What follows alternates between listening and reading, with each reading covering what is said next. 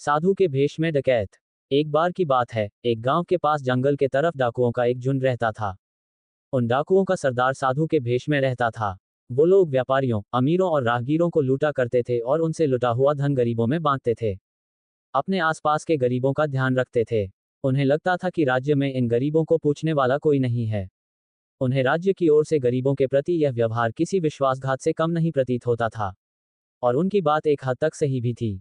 जिस जंगल में वो लोग रहते थे वहां तक राज्य सुविधाएं नहीं पहुंच पाती थीं। परंतु इस वजह से उसके मन में व्यापारियों और अमीर लोगों के प्रति नकारात्मक भाव भर गए थे। लौटते व्यापारी। एक दिन कुछ व्यापारियों का झुंड राज्य की राजधानी में लगे व्यावसायिक मेले से लौट रहा था।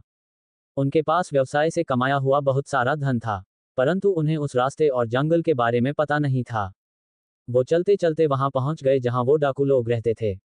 सारे डाकुओं ने धीरे धीरे उन्हें चारों तरफ से घेर लिया और देखते ही देखते सारे व्यापारी डाकुओं के घेरे के अंदर आ गए। और फिर वो डाकू उन सभी व्यापारियों को डराने धमकाने लगे। तभी उन डाकुओं की नजरों से बचाकर एक व्यापारी अपने धन का थैला लेकर धीरे धीरे भागा। और भागकर वो पास के एक तंबू में घुस गया और जोर जोर से सांसें ले रहा था। भागते भागते थक गया था और डरा हुआ भी था।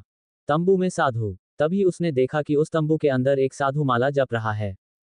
उसके हांफने की आवाज सुनकर साधु जप से उठा और उस व्यापारी से गुस्से में पूछा कि उसने उसके जप में विघ्न क्यों डाला, और आखिर उसने उसके तंबू में आने की हिम्मत कैसे की। इससे पहले कि साधु कुछ और बोल पाता, व्यापारी ने धन से भरा वह थैला उस साधु को संभालने के लिए दे दिया और कहा, पूरे साल की मेहनत के बाद राजधानी के मेले में जो धन प्राप्त हुआ है वो आपको दे रहा हूं। यह मेरे परिवार की रोटी के लिए है। हमें डाकुओं ने घेर लिया है। यदि हम मारे गए तो मेरे परिवार तक ये धन पहुंचा दीजिएगा, अन्यथा वो लोग भूख से मर जाएंगे। हम सुंदरनगर के निधि सरोवर के पास रहने वाले व्यापारी हैं। अब मैं जाता हूं। यदि डाकुओं ने मुझे आपके पास देखा तो आपको भी मार देंगे। ये कहकर भागने लगा। साधु के मानो होठ सिल गए हों, वह कुछ कह न सका। साधु का वचन। जब व्यापारी के जाने का एहसास हुआ तब वह यही कह पाया कि तुम निश्चिंत हो जाओ, मैं तुम्हारे धन की रक्षा करूंगा। व्यापारी के इस विश्वास ने डाकुओं के सरदार को अंदर तक झकझोर दिया था। वह ये सोचने पर मजबूर हो गया कि क्या राज्य की सुविधाएं उस जंगल में न पहुंच पाने की वजह से वह जिन लोगों को लुटता था वो गलत था, क्योंकि वो भी तो मेहनत से धन कमाया करते थे और उन्हें राज्य से ये धन प्राप्त तो नहीं होता था। इन सब बातों ने उन डाकुओं के सरदार को परेशान कर दिया। उसे ऐसा लगता था कि वो सही काम करता है, जबकि आज उसे अपने किए पर पछतावा हो रहा था। व्यापारियों से लूट। तभी उसे व्यापारियों के चीखने की आवाज आई। वो भागता हुआ बाहर आया और उसने देखा कि व्यापारियों को बंदी बनाकर उन्हें उसके चेले डाकू मार रहे हैं। तभी वो तंबू के अंदर से छुपकर बाकी डाकुओं को रुकने का आदेश दिया। उनमें से एक डाकू ने हिम्मत कर तंबू में आकर आदेश के बारे में पूछा। तब सरदार डाकू ने कहा कि इन सभी व्यापारियों को जाने दो और इनका धन वापस कर दो। डाकू इस बात पर सहमत नहीं थे। उनके जीने खाने का यह एक स्रोत था। उस डाकू ने सरदार से कहा कि यदि यह गलत है तो हम आगे से मेहनत कर खाएंगे, परंतु अभी क्या खाएंगे और असहाय और वंचित लोगों को क्या खिलाएंगे। फिर सरदार ने कहा कि यदि ऐसी बात है तो लूट का आधा माल व्यापारियों को वापस कर दो और उन्हें जाने दो। इस पर सबकी सहमति बनी और व्यापारियों को आधा धन लौटाकर जाने की अनुमति दे दी गई। व्यापारी का तंबू में लौटना। फिर हिम्मत कर व्यापारी अपना थैला लेने वापस तंबू में आया।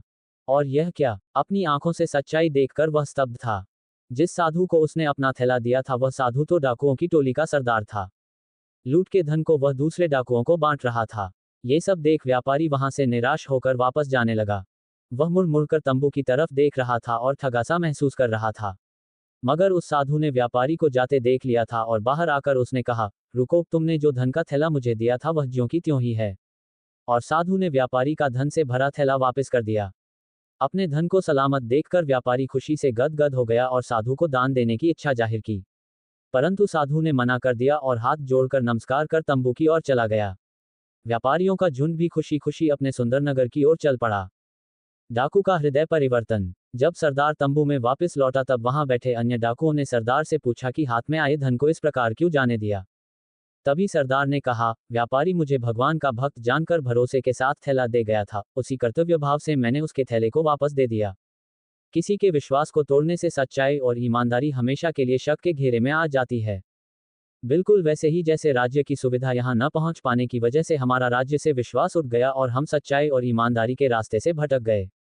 परंतु आज व्यापारी की बात सुनकर एहसास हुआ कि हम राज्य की सुविधा यहाँ तक नहीं पहुंच पाने का दंड सच्चाई और ईमानदारी से धन प्राप्त कर रहे लोगों को उनका धन लूट कर देते हैं और यह गलत है।